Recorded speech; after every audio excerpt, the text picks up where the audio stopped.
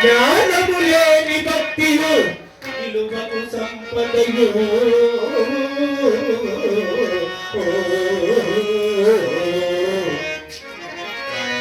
రసమకు లేని కవితయో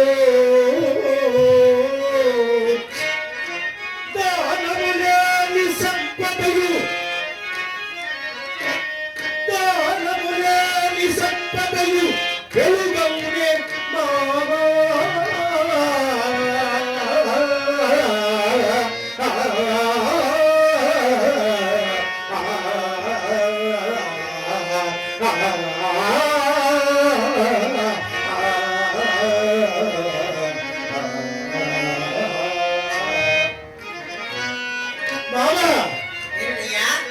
జ్ఞానము లేని భక్తి అంటే శనివారమో శుక్రవారమో వస్తుంది. దేవునికి మనం ఐక్యమత్యము కావాలి. కడ్డీలు తిప్పుకుంటే అన్నమైందో లేదో, చారైందో లేదో అని చేస్తారు చూడు, అది జ్ఞానము లేని భక్తి అంటున్నా. ఏమిటయ్యా నీవు ఢిల్లీ సార్ గురించి మాట్లాడుతున్నావు? అలా తగదయ్యా ఆంజనేయ. ధైర్యము లేని ఫలం, ధైర్యం లేని ఫలము ఎంతున్న ప్రయోజనం ఏమున్నది బాబా? దానము లేని సంపద, ధనమున్నవాడు ఎవరికో ఒకరికి దానము చేస్తేనే ధనమున్నవాడు అని పిలుస్తున్నారు. దానికంటే తనైదను భుజించి కార్యము గావించడం మంచిది కాదు మామ. గనుక కవిత లేని సంపదయు ఒక హరికథలో గాని ఒక డ్రామాలో గాని ఏమి దాంట్లో కూడా గాని హాస్యము లేనిదే రుచిప్పదు. అటువంటిది ఈ భక్తి అటువంటిది. ఏమిటయ్యా ఆయన నీ రాముడు నీకు కనిపిస్తున్నాడా? ఎక్కడయ్యా ఆంజనేయ?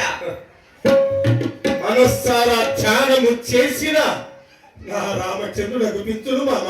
కనిపించునా? కనిపించు. అటు చూడు మామ, తారక రాముని ఎన్నెన్నో చూసిన